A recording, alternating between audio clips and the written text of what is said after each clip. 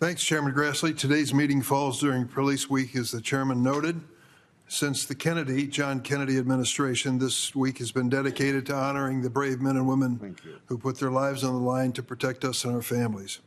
I thank Chairman Grassley for continuing the tradition of advancing consensus bipartisan legislation during Police Week to support law enforcement as they face the physical, mental, and emotional toll of their job.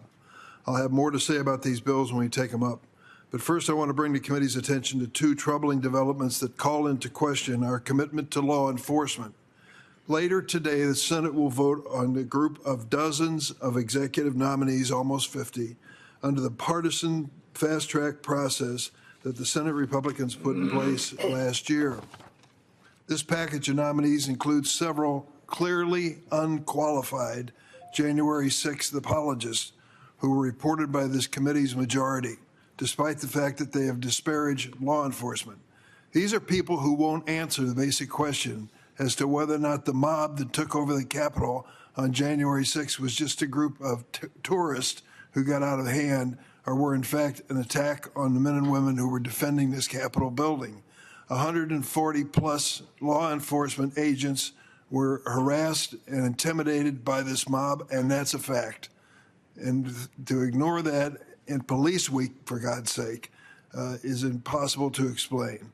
For example, Wyoming U.S. Attorney nominee Darren Smith was on the Capitol grounds on January 6th, just happened to be here, and made the reprehensible claim that police officers who risked their life that day, and you saw the videos, were guilty of, quote, massive incompetence. Massive incompetence. And this man wants to be a lifetime appointee as a federal judge, and we're going to vote for him on Police Week. Phil Williams, nominated to be U.S. Attorney for the Northern District of Alabama, called the prosecutions of January 6 rioters who attacked police officers, quote, the Salem witch trials on a national scale. There are videos. There's no question about what was happening here.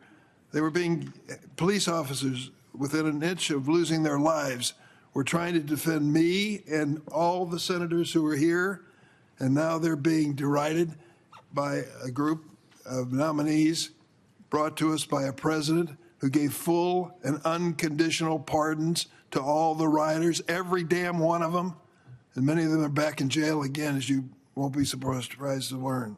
Supporting nominees like this and this process is no way to back the blue.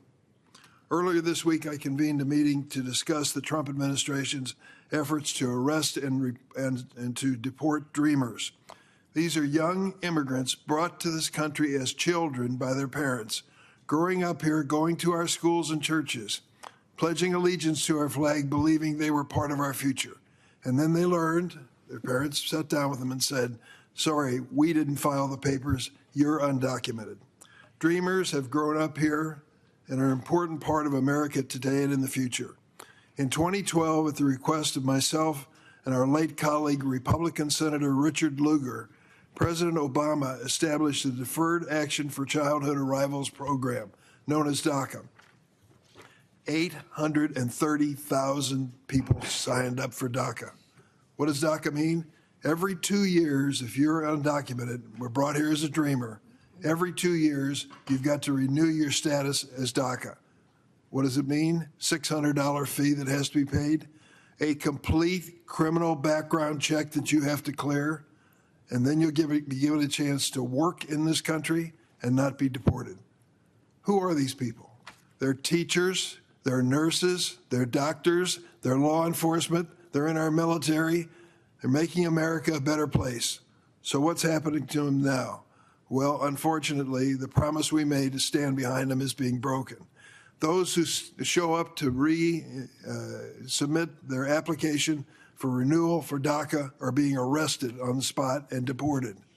We promised these young people when they got into this program, we would stand by them and the words of the DACA order that came from the Obama White House.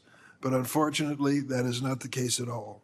This administration is slow-walking DACA renewals so that dreamers face deportation and work authorization expiring through no fault of their own. Are these the worst of the worst? The rapists, the murderers, the terrorists came streaming across the border under Biden? No way. They go through a complete criminal background check. They won't be renewed if they have any serious crimes in their background. This administration is in the process of a so-called processing hold on applications because some of these DACA people are from the 39 countries the president has declared we will accept no immigrants from. And something called the Board of Immigration Appeals 2 weeks ago issued a decision that DACA will no longer protect dreamers.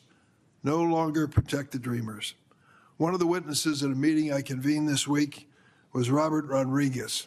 He's the chief of police of the Santa Ana Police Department in California.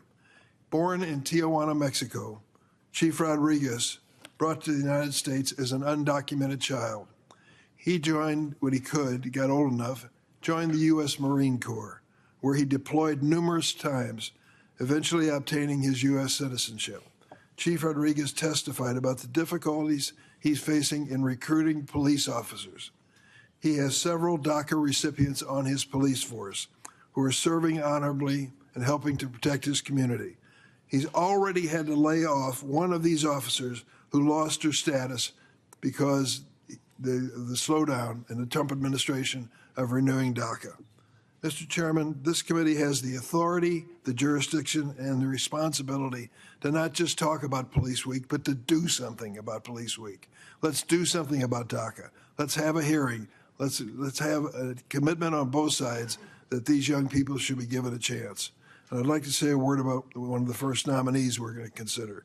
His name is Justin Smith. He's one of the several personal attorneys to President Trump who's been rewarded for his loyalty with a lifetime appointment to the federal court. Lifetime. He's the second personal attorney of President Trump nominated to this level, following Emil Bove. Unfortunately, we already know he's not the last because the president has nominated other personal attorneys. Even today, Mr. Smith continues to represent the president as lead counsel in the case against E. Jean Carroll, who's been awarded nearly $90 million in damages after juries found President Trump liable for sexual abuse. Just last week, Mr. Smith filed a motion in which he once again challenged the verdicts against the president and supported the Department of Justice effort to intervene. Apart from his representation of President Trump, Mr. Smith's record shows he's ideologically extreme. While working in the Missouri Attorney General's office, he joined the baseless effort to challenge the results of the 2020 election. Oh, you know what I'm talking about here. The big lie, the one where we ask all these judicial nominees what happened on January 6th, and they say, I think it was sunny and the wind was blowing. No, there was a mob that attacked the Capitol. And if you can't even acknowledge that happened, what the hell good are you? Mr. Smith has extensive right-wing political affiliations and ties to dark money entities. His record shows he'll continue to prioritize these issues over the cause of justice. I yield.